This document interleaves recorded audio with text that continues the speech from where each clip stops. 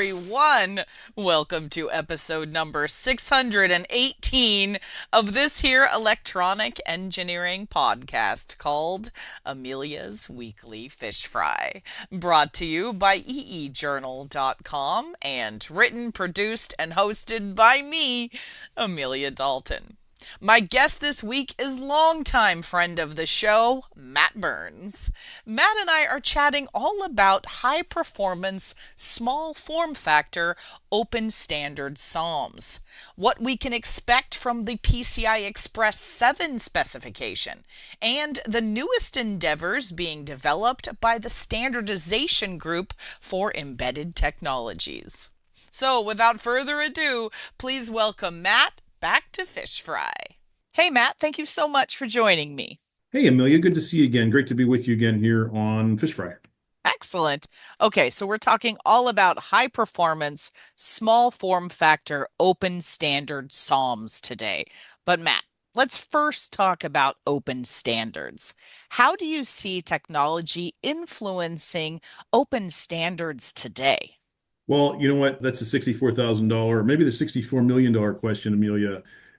Open standards are what they are. Obviously, standards are very focused on creating solutions for specific applications. But when you look at the open standard SOM market holistically, they're influenced by the same trends that what we see in the data center or other parts of embedded or mil-aero or whatever. And, from Samtec's perspective, this list that we're going to talk about is not necessarily exhaustive, but I think it's fairly inclusive. You'd have to be living under a rock to say that artificial intelligence hasn't been a major disruption point. Obviously, we've heard about it through Chat GPT, Gen AI, transformative AI is some of the things I'm starting to hear about now, or enterprise AI that's affecting the data center ecosystem, right?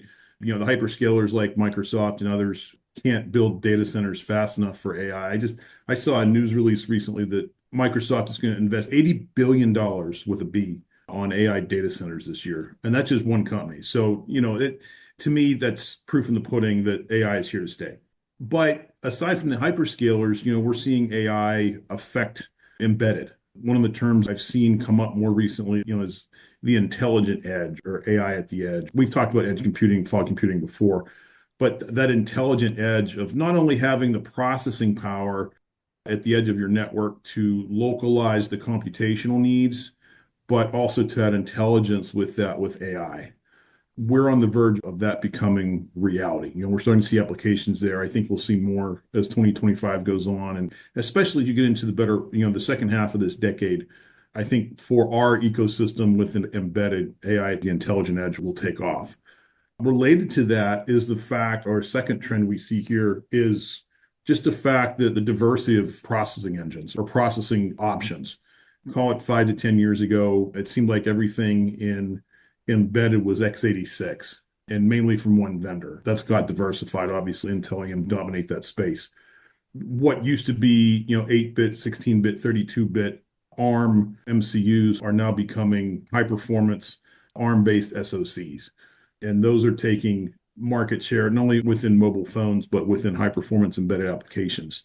XPUs, right? We're starting to see application specific XPUs and GPUs kind of bridge that gulf from the data center to the intelligent edge.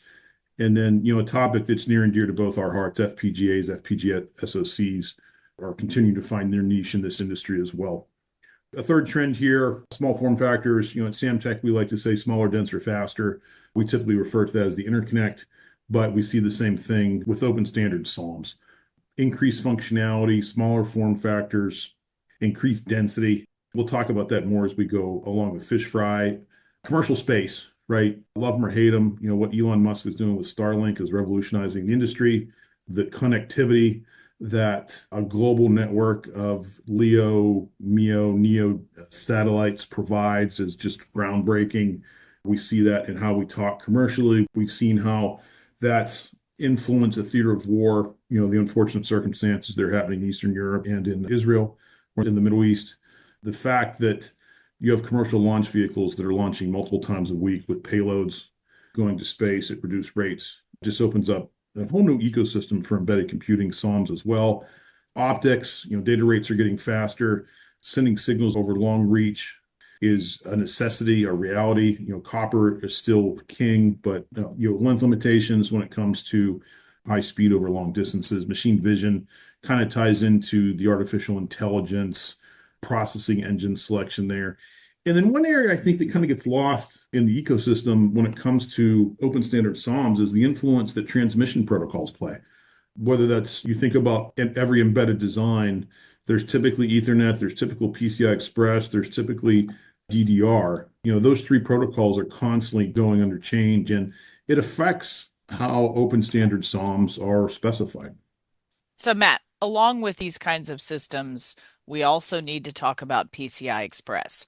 And we're looking at PCI Express 7.0 spec coming along soon. So, what kind of features are we looking at with this specification? That's a good transition from talking about transmission protocols to a reality of one that's really redefined general compute, embedded computing, AI compute throughout our careers, Amelia. PCI SIG, they're the owners of the PCI Express technology. They've made it a goal to double the performance of PCI Express roughly every 2 to 3 years. If you look at their history, they've proven pretty true to that word. A good example, the last base spec for PCI Express was 6.0 that came out 3 years ago, 2022. The big change there was going from 32 gigabit per second performance per lane up to 64 gigabit per second per lane. And that same performance jump we're seeing with PCI 7. PCI 7 is slated to, the full release of the base spec is slated for the first half of 2025. And the key feature there for data center embedded mobile is the fact that you're doubling the performance to 128 gigabit per second again. So that gives you up to 512 gigabyte per second bidirectional in a full by 16 configuration. Similar to PCI 6, PCI 7 will also use the PAM4 encoding scheme, which allows you to double the data rate while keeping Nyquist lower. There's other key additions to PCI Express 7 that will differentiate for data center applications. But going back to embedded, going back to SOMs, what's crazy to me is from Samtec's perspective, we've always kind of viewed AI, high performance computing, data center as sort of the tip of the spear from a performance standpoint, and then embedded was a generation behind. But it seems like as time goes on, as speeds get faster, the delta between the tip of the spear and embedded is getting smaller and smaller. The reason I say that is one of the design trends we're seeing in open standard SOMs and embedded in general is future proofing for PCI 6. So, there's chipsets out available that have PCI 5, there's roadmap solutions that have PCI 6 native. The open standards bodies, which we'll comment on some more, are future-proofing systems to support this next generation of speed, and we'll continue to monitor how that transpires. All right. So, Matt, there are some new COM specifications for HPC systems as well, right? Yeah, there are. I mean, the workhorse for embedded computing has always been COM Express. COM Express is the most popular embedded computing SOM form factor on the market. It's been around for about 15 years, maybe longer. The COM E specification was updated last year to improve the performance up to PCI 4.0. So it's there and it continues to be there. However, with this trend that we talked about seeing the need for PCI 5, PCI 6 performance in embedded computing applications, PICMIG in 2021 released the COM HPC specification, or computer on module high performance computing. This is really designed to be a server class SOM or COM, which gives server class performance at the intelligent edge. Because it's a COM, it's based on a two-board architecture. The COM HPC 1.2 spec was released in 24. That introduced a new form factor, the COM HPC Mini, which is the more traditional size in line with a COM Express module. Currently, PICMIG COM HPC Technical Working Group is working on version 1.3 of the COM HPC specification, and the biggest focus there is making sure that the ecosystem is able to support PCI 6.0 as well as some other cleanup work. So this trend towards higher speeds, this trend towards increased density, this trend towards increased performance in open standard SOMs is continuing with both COM-E, PICMIG COM-E, but more importantly, PICMIG COM HPC, which is going to help enable that intelligent edge. All right. So, Matt, you brought up the Standardization Group for Embedded Technologies in your talk at this year's Embedded Tech Trends Conference. So tell me more about this group and the newest offerings they're working on. Yeah, so I appreciate you getting the full name in there, but most people just call them SGET because it's a little bit simpler to say. But SGET is another standards body that's focusing in on SoMs for the embedded space. I've heard some commentary that PICMIC and SGET sort of compete against each other. I don't really see that. I see them as being complementary. Some of the things that SGET has brought to the market include such popular COM or SOM platforms as Q7, which came out in 2008. The Smart Mobile platforms came out, I think, in 2012. And then more recently, 2015 or so, the Open Standard Module or OSM. What was cool about OSM is Q7 and SMARC utilize industry standard DIMM socket style interconnect between the SOM and the COM. OSM really revolutionized the SOM or COM space using what they call solder on module technology. So it really eliminates the connector between the SOM and the module, can just directly solder using a standard reflow process. When you look at the compute engines or the processing solutions that these platforms are targeted at, Q7 is really targeted at x86. SMARC modules are really focused on ARM-based MCUs, and then the OSMs are targeted at ARM SoCs. So anyone that's observing there is like, okay, there's industry standard solutions out there for x86, for ARM SoCs. What industry standard is out there for FPGA-based SoMs? There's not really one right now, right? We do see some de facto ad hoc FPGA SOM platforms from various vendors. Obviously AMD has some of their solutions. Altera, they have some of their solutions. Lattice, Microsemi, Microchip, some of the other FPGA providers also have their SOMs, SOM form factors. So SGET has really, last year, about a year ago, February 2024, they launched this standardization effort that they call Harmonized FPGA Module or HFM. And it was really the first attempt that Samtec saw in the market that was really focused on coming up with standard form factors for FPGA-based SOMs. Now, what's interesting is when you look at, and Amelia, I think this is something I've talked about before, is when you look at the product offerings for the traditional two large FPGA vendors, which is now AMD and Altera, they've always had kind of low end, mid end, and then high end FPGAs.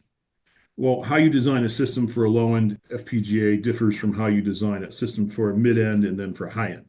So trying to come up with a family of SOMs that supports that requires scalability, flexibility, extensibility, and the like.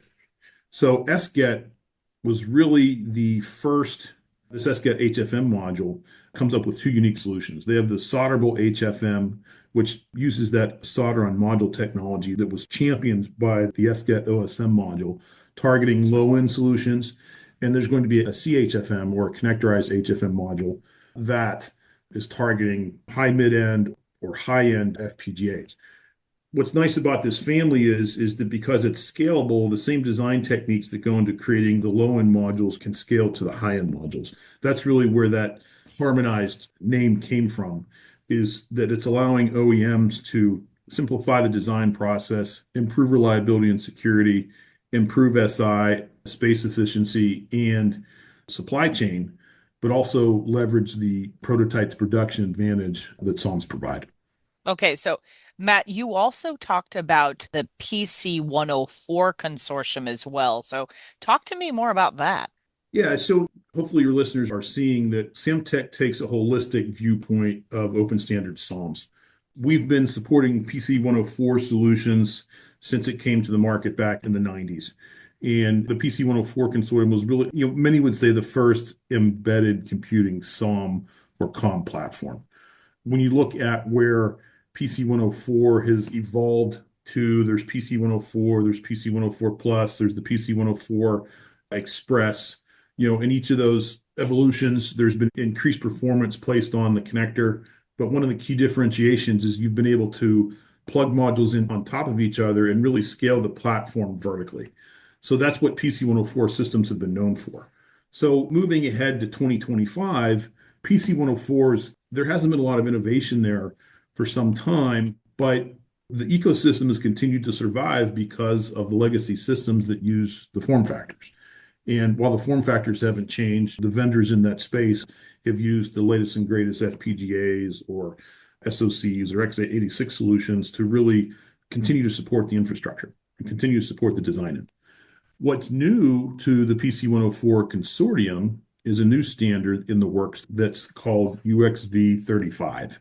UXV is referring to unmanned vehicles, whether that's UAV, UAS, unmanned surface vehicles, for naval applications, water applications, unmanned ground vehicles, and the like.